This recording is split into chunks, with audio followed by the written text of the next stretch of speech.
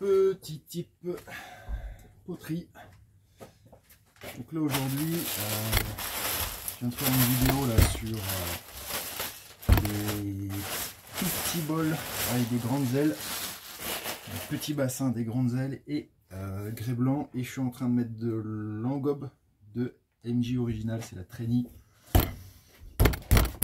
Et du coup j'ai plus d'engobe. Alors comment on fait de l'engobe rapido?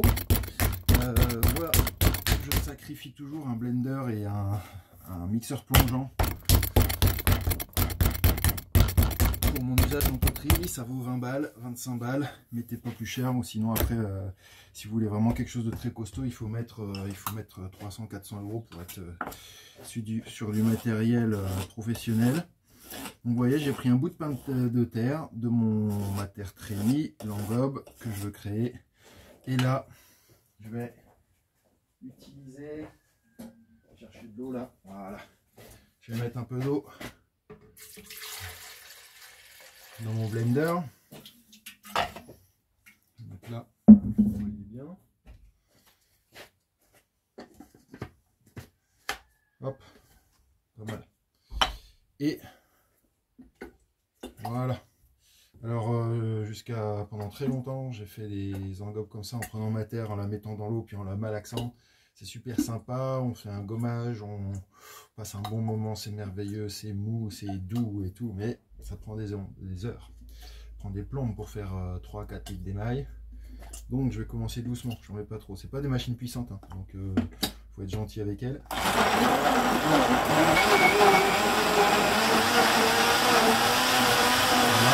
Il faut savoir que, j'espère que vous m'entendez en même temps, il faut savoir que ces moteurs là, il ne faut pas les faire tourner plus de 30 secondes. Quand ils forcent un peu comme ça, sinon ça va chauffer. Il faut faire des petits morceaux en laissant tourner. Voilà. Je regarde un peu la consistance et puis je vais l'épaissir un peu. Hop.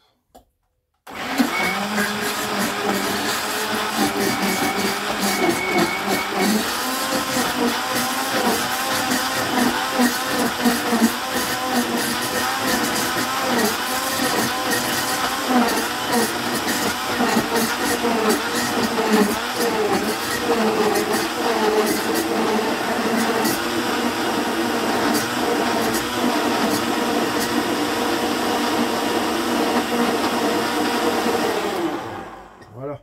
Donc quand on arrive à une consistance un peu épaisse de barbotine là pour faire ma vaporisation, et ben ça commence un petit peu, le moteur il commence un petit peu à galérer. Donc je le laisse refroidir. Pendant ce temps-là, je vais transvaser. Voilà. Tac. Et vous voyez que d'un coup j'ai une engobe. Ah, il me reste encore un petit morceau.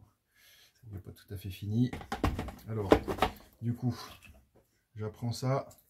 Il me reste un morceau. Je vais le remettre dedans. Et puis ce que je vais faire, c'est que avant de repasser, je vais prendre un petit tamis. Je vais prendre un petit tamis très ouvert, juste pour garder les petits morceaux s'il y en a.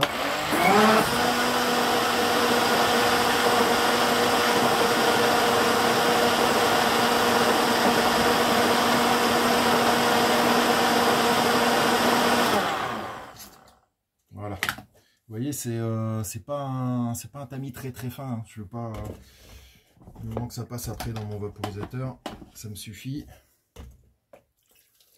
Voilà, comme ça. Bon, logiquement, c'est quand même pas mal. Hein. Ça va très vite. Ça bosse très bien. Tac. Voilà. Et là, il n'y a plus rien. Très bien. Et bah, du coup, je vais recommencer. Donc voilà, vous voyez que ce genre d'outils-là, il ne faut pas les pousser de trop. Les moteurs électriques sont vraiment très petits. Donc, il ne faut pas les laisser chauffer longtemps. 30 secondes grand max. Les fabricants, ils disent 1 minute max dans une soupe. Alors, la soupe, c'est un peu moins dur, un peu moins résistant que ça, que ce qu'on va faire là. Donc, on les met pas trop à l'épreuve. Et puis, normalement, on devrait pouvoir arriver à les faire durer. Et même si on les remplace tous les 1 an, 2 ans, au final, c'est que 20-25 €.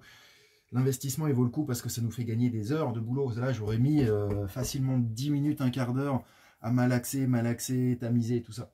Donc là, je gagne énormément de temps. Voilà, ça, c'était le type poterie de la journée.